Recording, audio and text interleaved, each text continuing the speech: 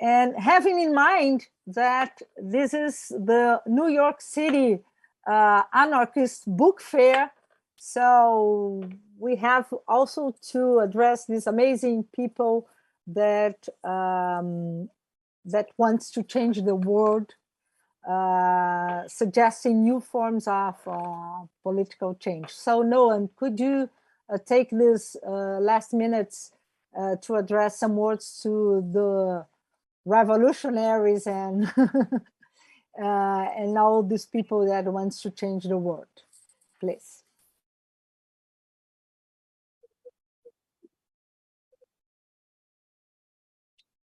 Well,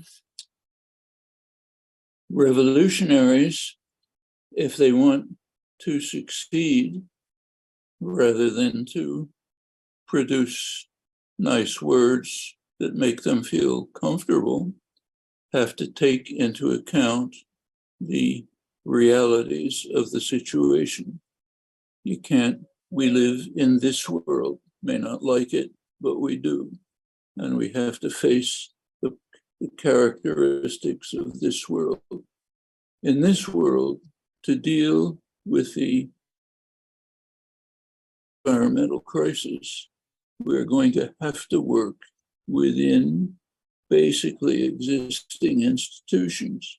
You look at the time scale for possible large-scale systemic change, revolutionary change, compare that with the time scale that's necessary to overcome the crisis, the existential crisis of whether we will manage even to survive. They're not in sync. The long-term problem is far beyond the immediate problem of overcoming what may be tipping points at which we have lost the hope of maintaining human society. It's unfortunate, but it's true.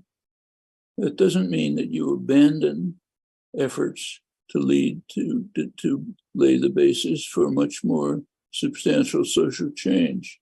Of course you do. You do it both by education and by creation of alternative institutions. I mentioned the MST in Brazil. It's the beginnings of what could be alternative institutions. Same in the United States.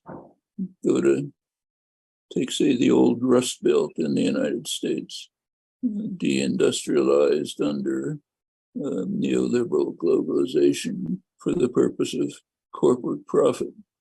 A lot of people haven't given up. They're forming worker-managed enterprises, which find their place in the growing service economy.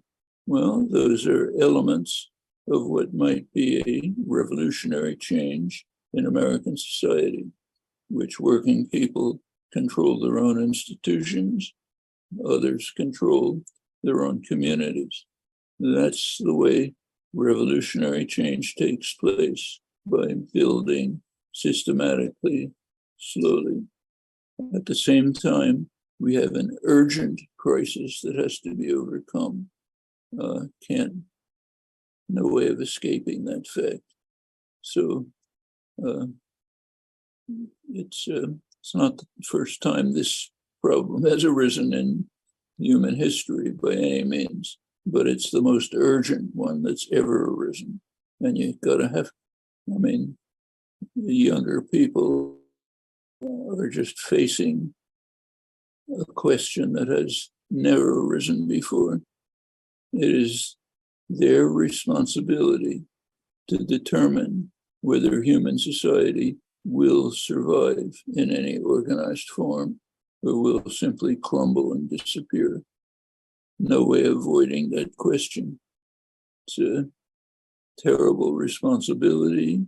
It's an exciting challenge, and it just has to be met.